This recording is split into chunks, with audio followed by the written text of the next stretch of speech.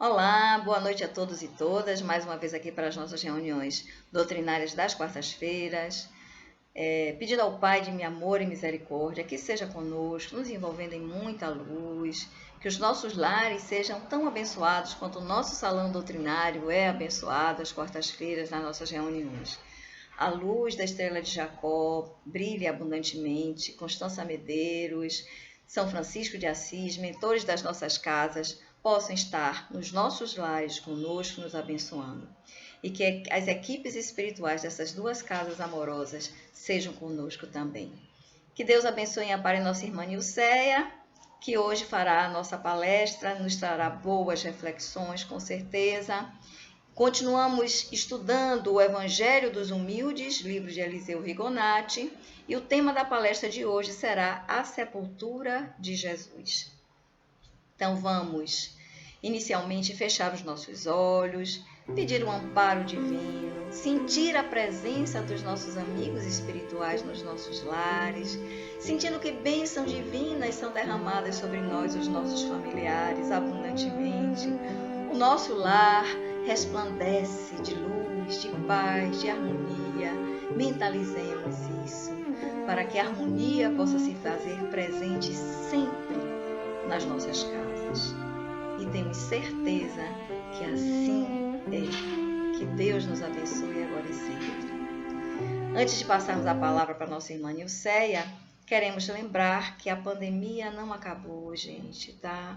Vamos manter os cuidados, distanciamento, uso de álcool gel nas ruas, chegar em casa e imediatamente lavar as mãos abundantemente com água e sabão, né? Tendo cuidado na higienização dos alimentos que consumimos, das compras que fazemos.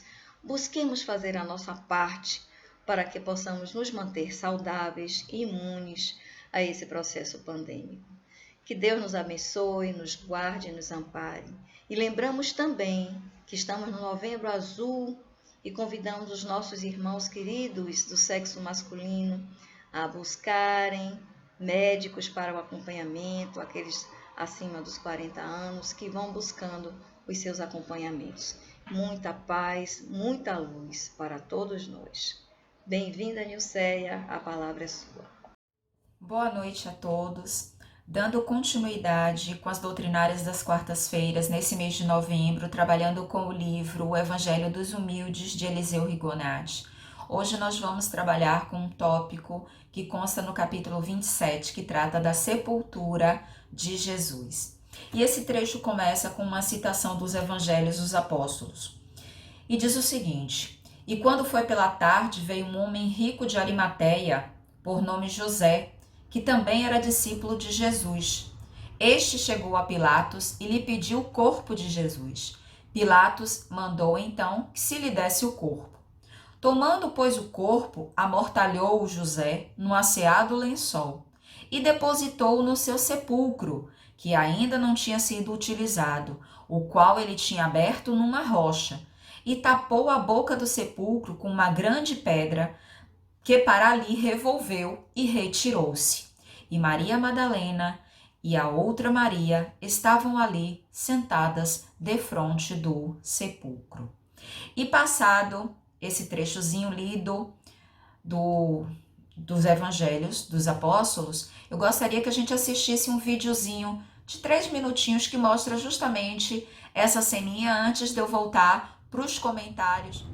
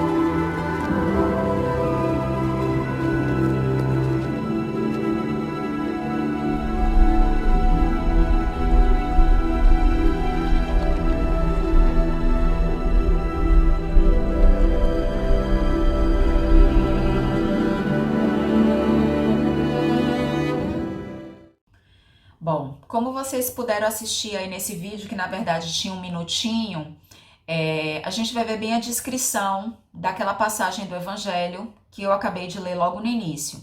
Então a gente vai ver à frente o José de Arimateia, né? Logo atrás vem o Nicodemos, que era um companheiro de jornada, também um discípulo de Cristo. Vocês percebam que o José de Arimateia vem com a lamparina, ou seja, luz, como se Jesus precisasse, mas a luz estava lá. O Nicodemos vem com a vela para acender essa lamparina. A gente vê o corpo de Jesus já envolto naquele lençol branquinho, né, que é chamado nos evangelhos de asseado, ou seja, porque era um lençol novo, totalmente utilizado para aquele momento, carregado. E logo atrás vem as Marias, né, encabeçado por Maria Madalena. Mas passando essa partezinha, a gente vai entender o que está por trás, né? Por que o José de Arimateia, né? Por que o Nicodemos? Por que não Pedro? Por que não Mateus? Por que não os outros apóstolos que seguiam Cristo nos seus ensinamentos? Por que não eles, né? E aí a gente vai começar o seguinte, falando que Jesus pregava a sua doutrina para o povo, para quem quisesse ouvir. Mas ele falava principalmente aos chamados pequeninos, que eram os humildes. O que não significava que as suas palavras não pudessem atingir aqueles que fossem mais abastados, os mais afortunados. A questão é a seguinte, é que esses abastados, eles não se misturavam muito com os pequeninos. Eles preferiam discutir a doutrina de Cristo, né, de Jesus, que ainda não era o Cristo. Eles preferiam discutir a doutrina de Jesus nas classes cultas da Judéia, não no meio do povo onde o Cristo pregava, né, onde ele tinha toda aquela movimentação rodeado, cercado daquelas pessoas pequeninas. Um desses admiradores era justamente o José da região de Arimateia, por isso que ele recebe esse nome de José de Arimateia, né? E aí o que acontece? Após a morte de Jesus, ou naquele período, voltando naquele período, do período da crucificação, se ninguém reclamasse o corpo, o que seria feito com esse corpo? Ou ele seria jogado numa vala comum, ou ele apodreceria na cruz. E isso também iria acontecer a Jesus. Se após a sua morte ninguém fosse reclamar o corpo, este seria tirado a uma vala comum, ou como normalmente acontecia, apodreceria na cruz. Primeira ideia, por que os discípulos não foram atrás do corpo? Por que não? Maria, sua mãe, José, seu pai, não foram atrás do corpo. O que nos é dito é que os discípulos, e todos eles, estavam aterrados e desorientados, completamente desorientados pela perda do mestre, né, do seu mestre e guia. E, por outro lado, eles estavam aterrorizados, muito amedrontados de se mostrarem discípulos de Jesus e terem o mesmo destino do mestre, né? A gente sabia que já tinha começado uma perseguição a Jesus e aos seus discípulos. Então eles tinham medo de se apresentar e não se atreviam a se apresentar para reclamar o corpo do mestre e companheiro, temendo por suas próprias vidas, né? E aí a gente sabe que o próprio Jesus previa tudo isso, quando ele falava aos seus apóstolos que sabia que eles eram fracos, que sabiam que eles eram falhos, sabiam que ia acontecer muita coisa pelo caminho, mas que estava tudo programado. É que aí aparece quem? O José de Arimateia. E o José de Arimateia, sendo uma pessoa, né, que trabalhava nas classes altas da Judéia, ele goza de certa influência junto ao governo e, querendo prestar essa singela homenagem a quem lhe trouxera tantos ensinamentos sobre a vida eterna, reclamou o corpo para si para poder dar-lhe uma sepultura decente, o que fora prontamente atendido por Pilatos. Agora, gente, eu vou dar de novo uma outra pausa, porque a gente vai dar uma continuidade no vídeo para a gente dar prosseguimento, tá bom?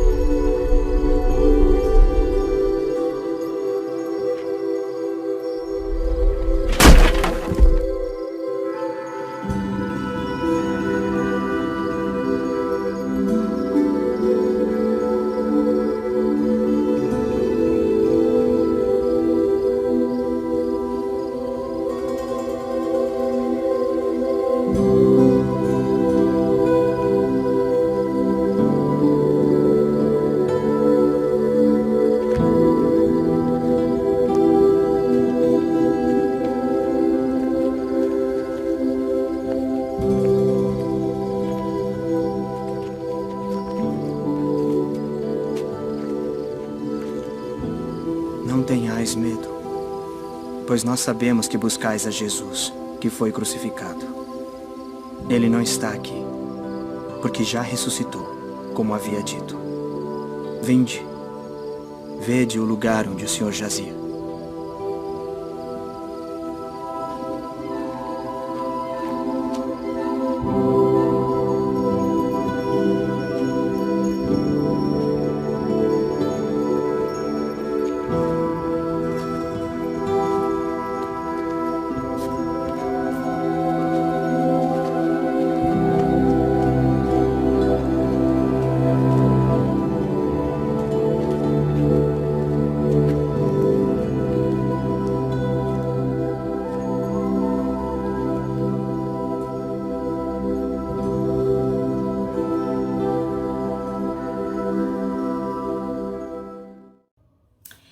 Esse outro pedaço do videozinho, eu vou falar um pouco depois sobre ele, mas antes eu quero ler os trechos dos evangelhos que o Eliseu Rigonati traz aqui no seu livro. Ele diz assim: e no outro dia, que é o seguinte ao que parece, os príncipes dos sacerdotes e os fariseus acudiram junto à casa de Pilatos, dizendo: Senhor, lembramo-nos de que aquele embusteiro, vivendo, ainda disse: eu hei de ressurgir depois de 3 dias. Dá logo ordem que se guarde o sepulcro até o 3º dia, para não suceder que venham seus discípulos e o furtem, e digam à plebe, ressurgiu dos mortos, e desta sorte virá o último embuste a ser pior do que o primeiro. Pilatos lhes respondeu: vós aí tendes guardas, ide, guardai-o como entendeis. Eles, porém, retirando-se, trabalharam por ficar seguro o sepulcro, selando a tampa e pondo-lhe os guardas. Então, o nosso videozinho começa justamente com aquele tremor, né? E aí a gente vê as pedras que sustentavam aquela parte inicial do sepulcro, né? Aquela pedra grande que fechava o sepulcro de Jesus. A gente vê aquelas pedras caindo sobre os guardas. Guardas esses que foram colocados pelos príncipes dos sacerdotes e pelos fariseus, justamente lembrando de que Jesus disse que ressuscitaria ao 3º dia. Colocar esses guardas lá porque eles achavam que Jesus ia ressuscitar assim. Os apóstolos iriam invadir o sepulcro, retirar Jesus de lá e dizer que o corpo tinha sumido e que Jesus tinha ressuscitado. A gente vê aquele primeiro momento. No vídeo é colocada aquelas figuras, né, dos anjos, que é dito que foram esses anjos, a gente sabe que são espíritos elevadíssimos, que eram os responsáveis por fazer essa travessia de Jesus. Mas a gente vai lembrar que sim, passaram-se 3 dias, as Marias, que é lideradas pela Maria Madalena, sempre iam ao sepulcro. Quando vai naquele 3º dia, quem elas encontram? Os espíritos de luz, né? Os anjos. E esses anjos dizem: o mestre já não jaze mais aí dentro. Vocês podem entrar e perceber que ele já se foi, já não pertence mais a esse corpo. E elas meio que não entendem e entram, né, para conferir aquilo ali. E a conferência se dá justamente com a única coisa que resta, que é o lençol branquinho, que aí a gente sabe que é toda a história do sudário, né? Que era esse lençol que era chamado de sudário, que envolvia o corpo daquele que havia falecido. Então a gente vai ter justamente o Eliseu comentando aqui que sepultado Jesus parecia e era, ele sepultado era mais forte do que ele vivo, né? Vivo encarnado. Então, esse sepultado Jesus lembrara os sacerdotes das contínuas afirmações dele de que ele ressurgiria dos mortos logo depois de 3 dias. E aí, ficando eles amedrontados, com receio, por aí vai, mandaram que os guardas fossem lá e guardassem o túmulo para que seus discípulos não pudessem fazer nada. Todavia, a gente já sabe que Jesus não se referia a ressurgir dos mortos para a vida no sentido carnal, mas sim no sentido de voltar à vida espiritual, no sentido de reencarnar, né? E aí eu vou parar de novo, porque a gente vai assistir o terceiro trechinho bem rápido e a gente finaliza a nossa conversa de hoje.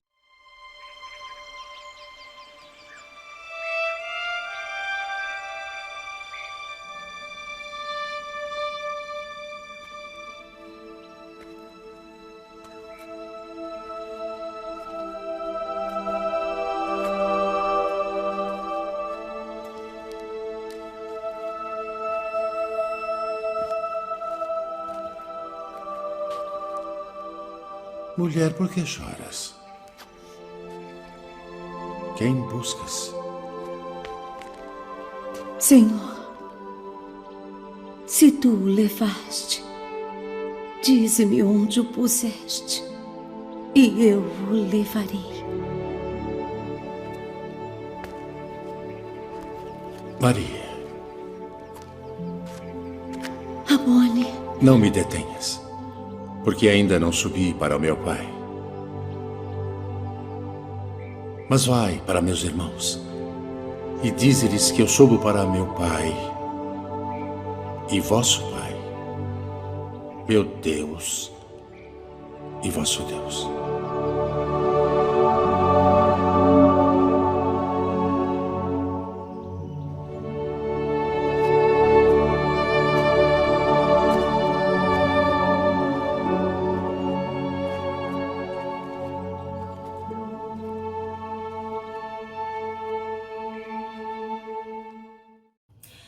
Bom, e aí, gostaram desse trechozinho? Eu não sei vocês, mas eu adoro filmes bíblicos e eles sempre me emocionam, eu sempre cato coisas novas.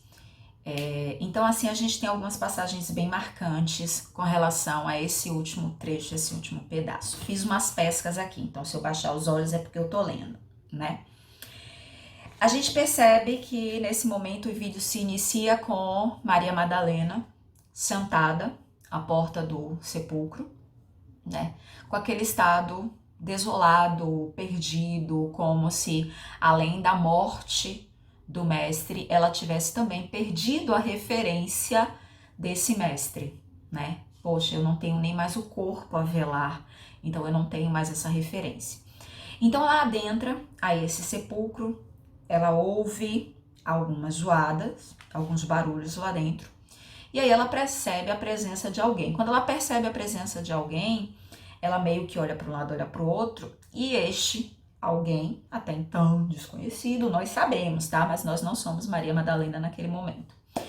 Esse homem pergunta a ela: mulher, por que choras? Por quem buscas? E aí ela olha, e num primeiro momento ela não reconhece, né? Ela percebe que é um homem, e ela acha que aquele homem foi o homem que roubou o corpo de Jesus. E aí ela até diz, né, se você está com esse corpo, diz aí o que precisa pra gente ter esse corpo de volta, como é que a gente tá. E aí é quando ela se toca, né, e aí chama ele por Adonai, e aí ela vai para tocá-lo, e aí ele diz o que é interessantíssimo.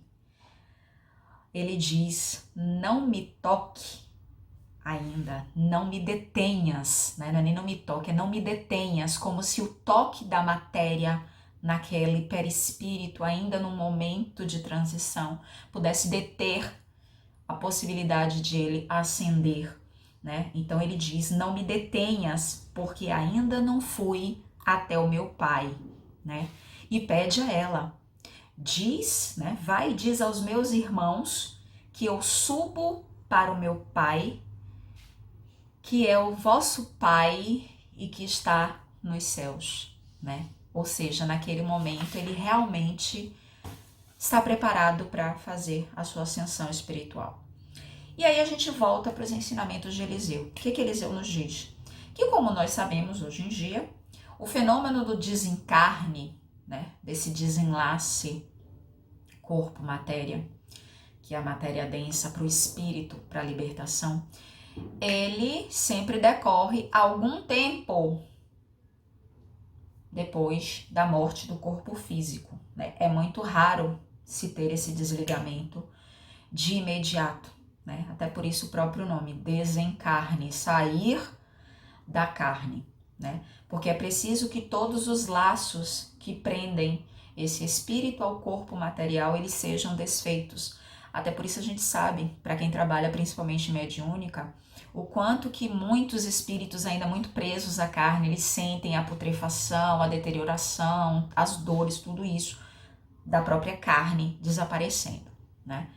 Então, depois que esse espírito ele é liberto, ainda tem que se considerar que ele é preciso mais algum tempo até que esse ambiente no mundo espiritual para o qual ele voltou. Não é assim, ó, estalar de dedos. E aí a gente tem livros falando disso, a gente tem, né, as mediúnicas que nos relatam, psicografias e por aí, não é? Fui. Não, tem seu tempo, tudo tem seu tempo. O que acontece? Que a maioria dos espíritos, na hora que faz essa transição, vai acarretar perturbações. Perturbações de quando esse espírito ainda estava na matéria e teve lá todas as suas intercorrências. A gente vai citar o caso mais famoso, porque virou um filme, por aí vai, do André Luiz, né?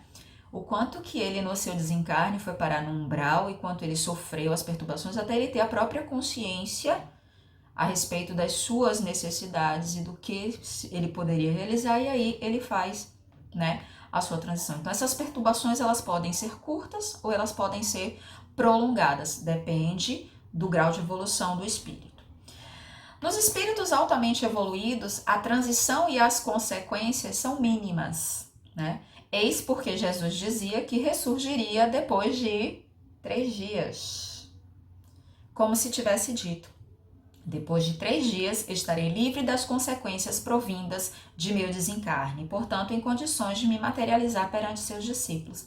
Eu só fico pensando, minha gente, se Jesus precisou de 3 dias.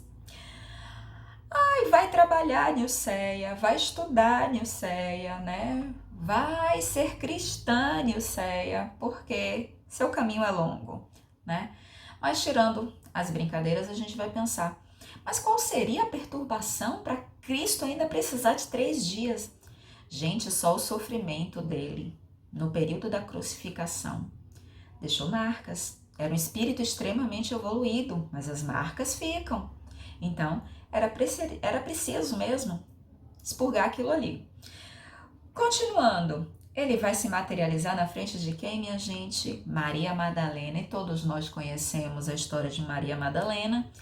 E principalmente nós conhecemos o restante da história, que é os discípulos, os apóstolos não acreditarem em Maria Madalena, né? Dizerem, inclusive, por que ele apareceria para você e não para um de nós. Mas isso é para outra história. Mas atendendo às solicitações de sacerdotes, Pilatos lhe entrega o túmulo de Jesus, autoriza eles a agirem como eles entendessem. Eles tomam todas as providências para o corpo não desaparecer. E o que acontece? O corpo desaparece. Gente, eu vou dizer para vocês. Eu também queria saber o que foi que aconteceu com o corpo. Eu juro que eu queria. Mas eu pesquisei. Na Bíblia não tem, né? Em outros estudos. Quem souber, por favor, mande um e-mail para mim, comente em algum lugar, no grupo do WhatsApp, mas me digam o que aconteceu com o corpo. Eu acho que como era Jesus, é uma matéria sutil, ó, foi-se, tá? É Nilceia falando, não tem prova nenhuma. Mas o que eu quero pontuar aqui é que, na verdade, os sacerdotes, né, e os fariseus, eles estavam preocupados somente com o corpo. Era o corpo, era só a matéria. Enquanto que, na verdade, Jesus, o tempo todo, nunca falou de corpo. Ele falava do espírito. E é esse espírito que vai renascer para a verdadeira vida, para a vida eterna, né? E aí a gente vai pensando aqui, né? O que deixou de marca Jesus? Falando na matéria, o sudário. É tudo que prova. E aí a gente sabe, ó, que desde aqueles tempos, desde que se vai encontrando, esse sudário, ele é estudado exaustivamente. É Jesus, não é Jesus? Tem prova, não tem prova? Encontra, não encontra? Olha o rosto, olha aqui, a coroa de espinhos. Mas é porque a gente, muitas vezes, ainda precisa da matéria para acreditar nas coisas. Porque era simplesmente saber que Jesus foi Jesus e ascendeu. Tá cuidando da gente, que estão precisando. Somos meninos travessos. O planeta Terra precisa mais do que nunca desse Jesus sobre nós, né? Mas voltando lá ao sepulcro para a gente finalizar a nossa fala. O que a gente pode entender por esse sepulcro? Esse sepulcro vai ser simplesmente uma metáfora para um cofre, né? Que ao invés de, uma vez, ele estava lá, o que a gente joga no cofre? A gente joga nossos tesouros, teoricamente, né? Nossas preciosidades. Então, esse sepulcro era o cofre. E esse sepulcro guardou quem? Jesus. E guardou Jesus até o tempo necessário para que ele pudesse fazer o seu desenlace. Não seria justo na história ele estar numa vala, ele desintegrar-se ainda preso na cruz com seu corpo, ou qualquer outra coisa, seu corpo ser vilipendiado, né? Mas a gente ainda vai entender esse cofrezinho que segurou Jesus lá pelos 3 dias, né? Como o lugar seguro para que a passagem da matéria para o espírito pudesse ser feita. Não era só a guarda, era a segurança para que o que tivesse que ser feito pudesse acontecer. Jesus, como espírito elevadíssimo, a gente vai pensar, ainda assim precisou de 3 dias para desfazer esses laços da carne, né? Para poder se materializar diante dos seus discípulos e assim dar prosseguimento a essa jornada. E minha finalização de fala fica: e nós? Como estamos trabalhando a nossa jornada para que na hora do nosso desencarne, ou na hora da nossa necessidade de desencarne, estamos prontos ou não estamos prontos? Ou a gente quer o cofrinho para ficar guardado e preso na matéria, né? Não necessariamente. Se a gente entende que a verdadeira vida é a vida espiritual e a gente evolui, a gente estuda, a gente trabalha, a gente pratica, para a gente ascender a esse momento, então a gente tem que começar a pensar: eu preciso trabalhar a minha mente para que ela não fique presa ao corpo. Que o quanto antes eu entenda que eu saí de um plano para o outro e que eu preciso seguir meu caminho. Essa é a minha conversa de hoje, espero que vocês tenham gostado. Muita paz para todos nós. Mais uma vez, boa noite a todos e todas. Vamos agradecer a nossa irmã Nilceia as reflexões que nos trouxe. Vamos fazer como Santo Agostinho nos recomenda: ao deitarmos, vamos analisar as nossas atitudes e vamos verificar o que precisamos mudar nas nossas atitudes. Tenhamos uma noite de muita paz e muita harmonia. E vamos agora ao nosso atendimento espiritual da noite. Vamos encontrar o nosso cantinho, se não estivermos lá ainda, vamos buscar o nosso cantinho, onde a nossa conexão se torne mais fácil. Não esqueçamos de levar a nossa água para fluidificar. Aqueles que estão em atendimento médico espiritual, dirijam-se aos seus quartos, preferencialmente, deitem-se em suas camas, sua garrafinha de água para a fluidificação, que é complemento do tratamento espiritual. E vamos fechando os nossos olhos, já conectados por termos assistido o nosso programa doutrinário, a nossa palestra, já conectados com a espiritualidade do bem, das nossas casas. Vamos pedir a eles que estejam conosco. Recebamos os atendentes fraternos designados para a noite, para os nossos lares, com gratidão, dando as boas-vindas. Sejam bem-vindos, meus irmãos queridos. Que Deus abençoe a cada um de vocês. A nossa imensa gratidão.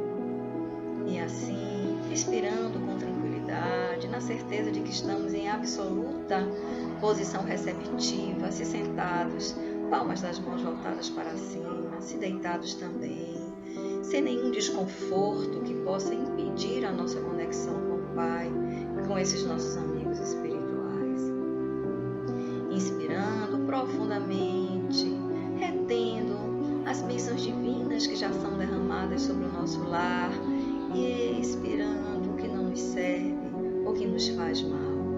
Mais uma vez, inspiremos abundantemente bênçãos de paz e de luz, retenhamos e expiremos o que não desejamos mais para nós. Paz e luz sobre todos nós. E agora, conversemos com os nossos atendentes fraternos. O que necessitamos, peçamos com humildade. Deus nos escuta quando somos humildes no pedir e sempre nos atende. Se o que pedimos efetivamente for bom para nós e necessário ao nosso processo reencarnatório, peçamos sim humildemente, mas também tenhamos a humildade de aceitar os desígnios de Deus para a nossa vida, pedindo resignação, pedindo resiliência, forças para os enfrentamentos que tivermos que ter no nosso caminhar evolutivo. Desejamos paz, muita paz para todos nós. Mentalizemos as bênçãos divinas de paz que os atendentes fraternos derramam abundantemente sobre nós. Sintamos essa energia luminosa, vibrante, raios fulgurantes de luz, muita luz, um chuveiro abundante de luz sobre nós, caindo abundantemente sobre o nosso chakra coronário, reenergizando-nos por completo, caminhando por todos os nossos chakras principais e secundários, trazendo-nos fortalecimento, saúde, abundância de paz, de harmonia, recuperação, onde precisamos de recuperação, cura das nossas dores, cura dos nossos males, sejam espirituais, sejam físicos, sejam emocionais. Cura-nos, Senhor, cura-nos. Que esse chuveiro de luz tome conta de todo o nosso ser, penetre o nosso corpo físico, tome conta de todas as células do nosso corpo, todos os nossos fluidos, órgãos, glândulas, luz. Nos sentimos um imenso farol luminoso, esparzimos luz ao nosso redor, aos que estão conosco também. Luz, luz, luz, um imenso chuveiro de luz se derrama abundantemente sobre nós. Quanta luz, quanta luz desce sobre nós neste momento. Nos sentimos abençoados, amparados, fortalecidos e com a fé necessária para os nossos enfrentamentos. A nossa imensa gratidão a esses amigos espirituais, enquanto eles terminam o nosso atendimento, vamos projetar essa luz intensa que recebemos a todos ao nosso redor, familiares, parentes, amigos, colegas de trabalho, irmãos em Cristo, luz para todos, luz para os que sofrem, luz para os que estão nas ruas, luz para os que estão nos leitos de dores, luz para os que estão desviados do caminho do bem, luz intensa, Senhor, luz intensa sobre toda a humanidade sofredora, luz intensa sobre o nosso planeta, para que possamos sair dessa energia de pandemia, luz para todos os prefeitos e vereadores que foram eleitos no Brasil no dia de ontem, para que tenhamos perspectivas de dias melhores na nossa política, para o nosso povo. Muita luz para todos nós. E com imensa gratidão, nós encerramos o nosso atendimento espiritual e a nossa reunião doutrinária da noite com o nosso mantra.